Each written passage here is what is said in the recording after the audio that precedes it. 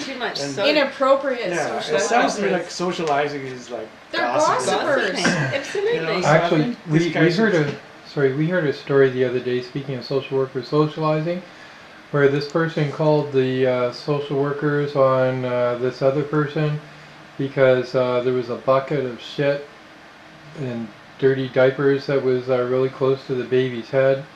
And so the social worker came over and afterwards the person who the social worker was visiting went and was talking to the person who called and didn't know that was the person who called, and her comment to her was, well, I guess the joke's on whoever called social services on us because they just sat and smoked pot with us for a couple hours and we laughed. Well, the person was concerned that the parents were smoking pot in this enclosed home with no windows open, and the child was going to be affected by the aroma, as well as the child was potty training, and so the parents put a little bucket beside the toddler's bed, and it was still full of feces, and that just grossed the person out, and so they phoned the ministry, who came in and said and smoked pot with the parents and laughed at the caller, which makes you wonder the mentality of what's really going on. So, but to get too the reaction was what? To have the ministry remove the child, to go from a bucket of shit, as you said, all the way to a cesspool like the ministry? Great game, right? That's one way of putting it. Well, I'm not too familiar with legal stuff. Okay, and I'm very suspicious of laws. I don't really trust them because they usually express the will and the intentions of rich people. The law has never been there to, the law never's been there. It's never been there to protect the poor. It's always been there to protect the rights of the rich. So I'm not a politician and I'm not a lawyer. I'm just a scientist. So I'm not interested in that side, but I'm interested in this. The latest information and scientific data show that the children grow both by nurture and by nature. So those two things come together. In other words, if the brain is developing, it needs to be excited. It needs to be triggered. Right? In other words, let me put it in another word. This is how the science really works. And we're going to start from this point. Scientific data say that the fastest growing organ in a human being is the brain. Right? From the time of conception, the brain is growing at a rate of 100,000 cells per minute. Right? Now, what happens is that it grows, per second actually. What happens is that when it's growing so fast, it does a process that is called pruning. It has to get rid of the cells that it's not going to need.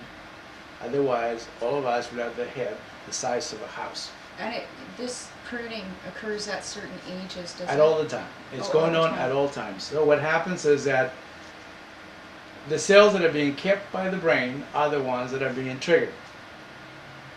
When you trigger the cells, you do it by emotions. You electrically charge the cells, if we can say it that way, right? By showing your child certain emotions. And if it happens to coincide with that type of production of cells in the brain, then you got it. For example, if the child comes to a point where he's growing cells for empathy, and he's just going at it, and then mom at the same time is hugging this little guy and is singing to this boy and it's just doing everything it's got. Those cells stay.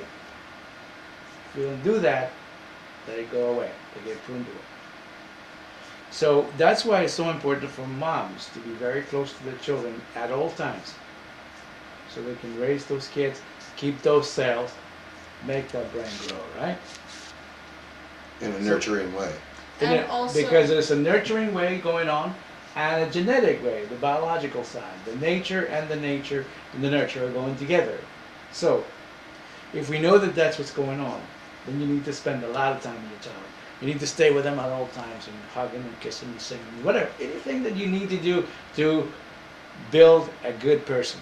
Do you think children get the same amount of affection in a foster home that they would Oh, from a natural that's parent? exactly what I was getting at. If the scientific data are showing that this is what's going on in a child's brain, why would you remove that kid from the home? Right. So somebody can make a few bucks? Yeah. So then by the time we hit 14, we got a child who's almost psychopathic?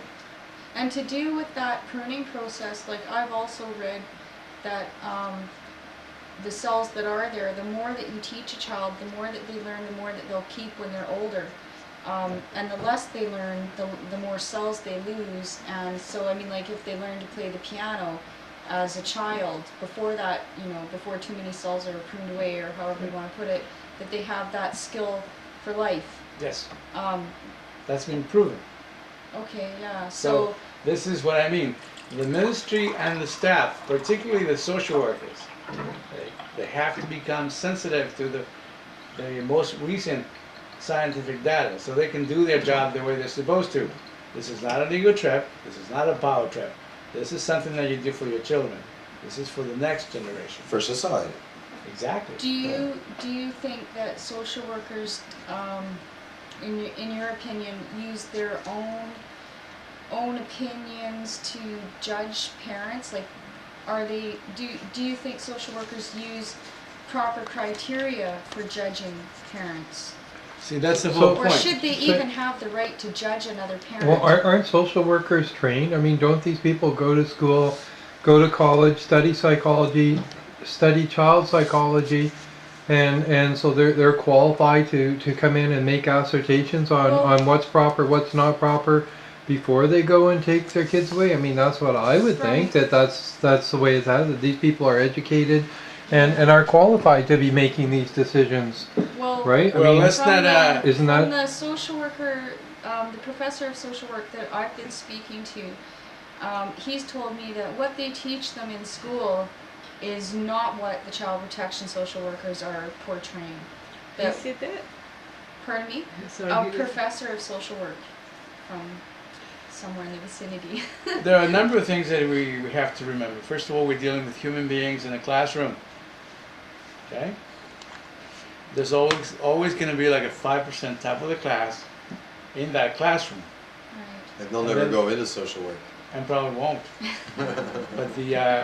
But there'll always be that fool who graduated last that could be the one that you got for a social worker, right? Yeah.